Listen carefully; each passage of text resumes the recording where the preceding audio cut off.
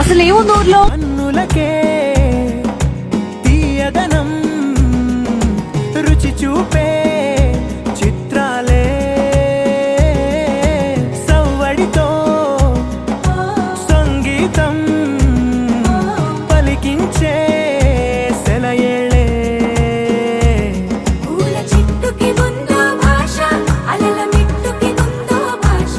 అర్థమవ్వని వాళ్ళే లేరే అందం మాట్లాడే భాష పలకరింపే పులకరింపై పిలుపునిస్తే